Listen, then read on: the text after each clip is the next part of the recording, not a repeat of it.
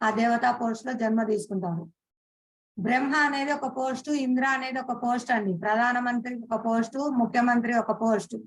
ఆ ముఖ్యమంత్రి ప్లేస్ లో ఎవరైతే కూర్చుంటారో వ్యక్తి, అతన్ని ముఖ్యమంత్రి అంటారు. ఆ ప్రధానమంత్రి ప్లేస్ లో ఎవరైతే అర్హత గల వ్యక్తి కూర్చుంటారో అతన్ని ప్రధానమంత్రి అంటారు.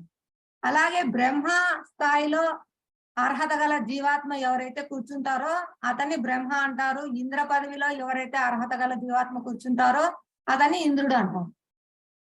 అర్థమవుతుందా అండి?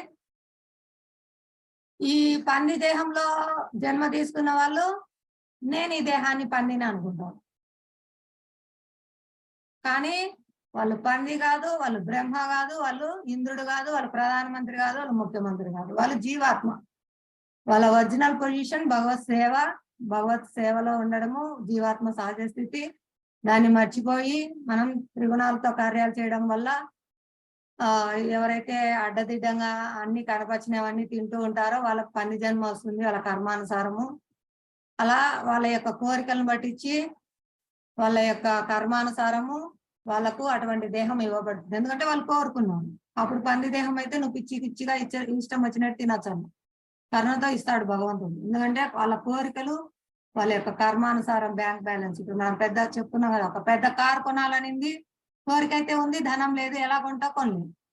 కోరిక ఉండాలి, బ్యాంక్ బ్యాలెన్స్ ఉండాలి.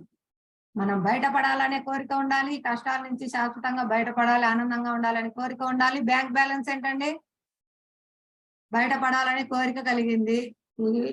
ఈ భౌతిక జగత్తులో అన్ని కష్టాలే, ఈ శరీరాలు తీసుకొని జన్మ మృత్యు చక్రంలో తిరుగుతూ కష్టాలు పడుతున్నాము. బయటపడాలి, మరి మార్గం ఏంటండి? బ్యాంక్ బ్యాలెన్స్ ఏంటి? సంపాదించుకుంటున్నామా? హరినామ స్మరణ చేయాలి. హరి బోల్. ఎటర్నల్ బ్యాంక్ బ్యాలెన్స్ అండి, శాశ్వతంగా ఉంటుంది మనతో పాటు. కాబట్టి ప్రతి ఒక్కరూ ధనం సంపాదించుకోండి. తరిగిపోని ధనం, ఇక్కడే వదిలిపెట్టి వెళ్ళే ధనం కాదు.